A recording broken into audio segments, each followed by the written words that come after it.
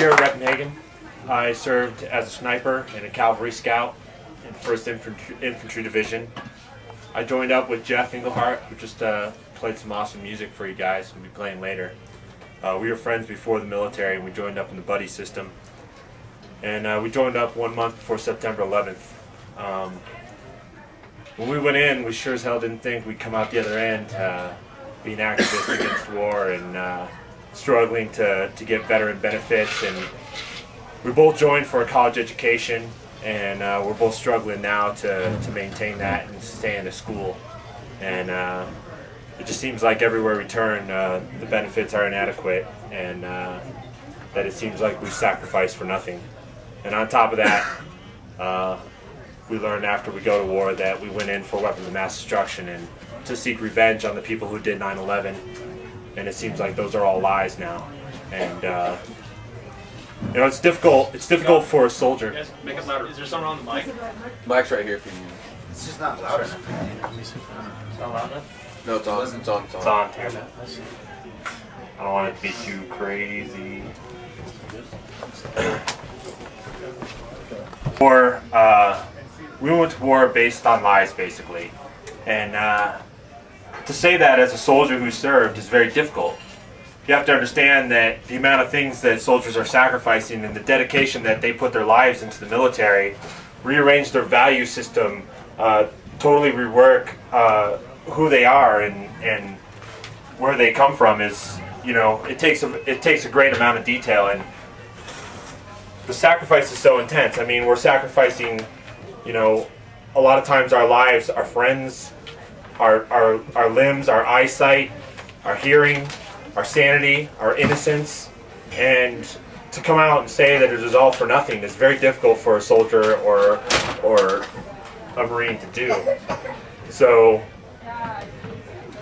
when we would come up here and testify, it's things that my father would never talk about. My father's a Vietnam veteran. He died of Agent Orange when I was 13. He had cancer, and it was Agent Orange related. And he never talked once about his war experience. And to have a bunch of guys come out and testify and put it in a book is a pretty incredible experience. And it's something that it's not just contained in a vacuum. We have to give it back to the community so we can learn and understand. That's the only way we're going to heal from this and make it better. If you understand, Winter Soldier has a history. We're not the first ones to do it. The Vietnam veterans came back from Vietnam, and they did the first Winter Soldier. And that was in 1971. And conflict in Vietnam started in 1959, I believe, is when it first started. And it's obviously escalated into the Tet Offensive in 1968. And it still took them 3 years to organize and come out with some sort of testimonial, some organized testimonial against what they did or what atrocities they saw. Here we are, Iraq Veterans Against the War, and just over 4 years after the war began, we've been able to organize under the mentorship of many of our Vietnam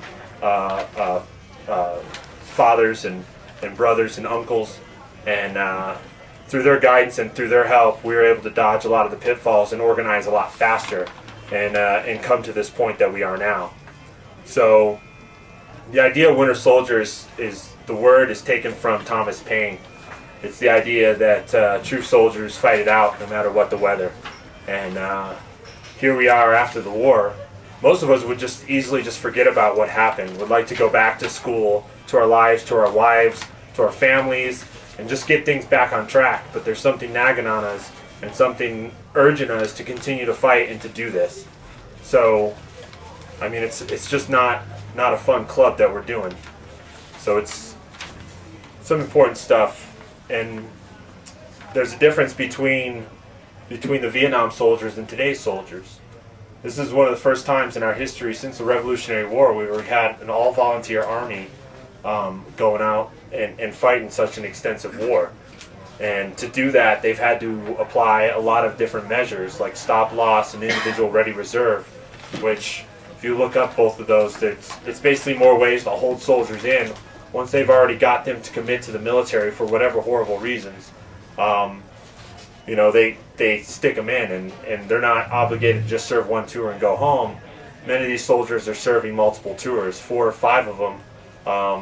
I've got friends that are on their 5th tour right now, and you know, they're career soldiers, and that's what they wanted to do for the rest of their lives. They wanted to retire in the service, but to do that, now they have to go to war over and over again. So that's the sacrifices entailed. And what do we do to earn this sacrifice? I mean, I can tell you one of the worst days I've had in Iraq. You know, as a sniper, I worked directly under military intelligence, and that's who I got my orders from. So the major of military intelligence of my battalion thought he had special control over the sniper team. So we went out and did special missions. He wanted a couple of us to tag along just because he knew our capabilities. Mostly, a personal security detachment goes along with them. And it's made of 2 types of people, the best soldiers and the worst soldiers. Because they're pulled from all these different units and platoons. Everybody has to kind of give up somebody to join this group. And some platoons give up their worst guy, the guy that they don't want in their platoon anymore. So they want to get rid of him, so they send him to this platoon. Other platoons want their best represented guy to be in this detachment, because they're going to be guarding colonels, generals, you know, officers, and sometimes civilian, very important personnel. But the major wasn't very confident on his personal security detachment, so he asked 2 snipers to tag along. That day, me and my buddy Jody Casey was assigned to the unit. So we get up in the morning and we go up to the trucks where they're getting ready, and the major's still inside the command center getting his briefings. We find out that we're supposed to be going out and we're supposed to be monitoring mosques. Apparently the mosques in the area were giving anti-American lectures over the intercom. They have huge spires basically coming from these mosques with speaker systems all around them, and a lot of times the sermons, or whatever you want to call them, are being broadcasted into the neighborhoods, and we didn't trust what they were saying. We thought they were doing anti-American sentiment. So we went out with our interpreter in the major of military intelligence to record what they were saying at each of these mosques. And before we got there, basically the major hadn't even got out of the command center when we started hearing chatter over the radio of an attack inside Khalis, which is a town that wasn't far from us, kind of in the destination where we're going to be working in.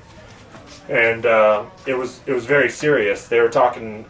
We had a mortar team out there, and they were basically these armored personnel carriers. These very squat, low-to-the-ground personnel carriers. All the mortars were riding in those, and the command, or the joint command center in the town, basically this area that has all the offices, mayor's office, police station, court systems, are all kind of glommed into one area so they could defend it.